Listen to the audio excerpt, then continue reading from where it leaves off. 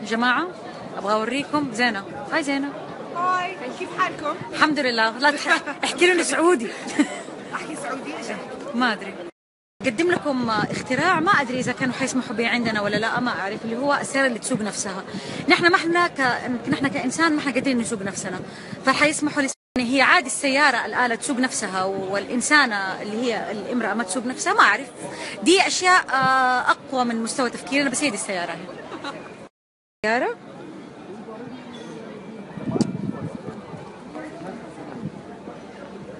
كذا من جوا زي كأنها سيارة هيك. فأنا الآن جوة السيارة اللي هي تسوق نفسها، وأعتقد إنه لما دي السيارة تجي ما عارفة حيكون قرار حكيم إنه يسمح بها ولا لا.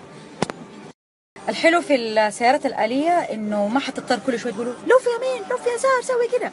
أنا حضغطه، لو غلطت معاها ما حتقول لي يا هبلة ما تعرف الطريق. بس هذا اسمها اوتونوموس سمارت كار، ممتازة جدا. يا جماعة زينة هنا علمتني على طريقة سيلفي وتصوير. شكرا زينة، غيرتي لي حياتي. تطلع الخشوم صغار والخد أصغر وتطلع الإنسان أطول. الحاجب. أيوة.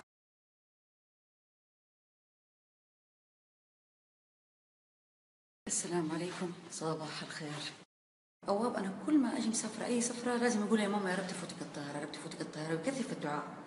أواب ربنا استجاب، لكن بالعكس أنا في دبي كان المفروض يعني أكون في طيارة الساعة 7، لكن هذا لم يحدث.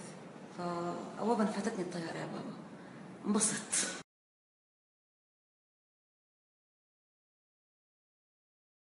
المدرسة عاملين حفل إطلاق المواهب يوم 3 مارس، ولسه باب التسجيل مفتوح لكل طفل حابب إنه هو يشارك. الأولاد من سن 4 ل 9 سنوات، البنات من سن 4 ل 12 سنة. أي موهبة يلا حتحط لكم الرقم ده، اتصلوا عليهم وشاركوا. يا جماعة هذه البلد والله العظيم عجيبة. دوبوا قدامي هنا في مدينة جميرة، شوفوا البواخر دي تنقل الناس من مكان لمكان.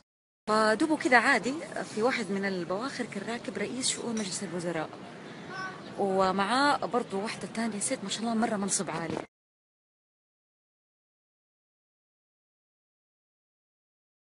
يا جماعة شفت الصورة اللي فاتت؟ شفت أستاذ جهاد الخازن؟ والله ما صدقت. شفتوا لما الأحد كده يشوف المراهقة تشوف جاستن بيبر بالضبط نفس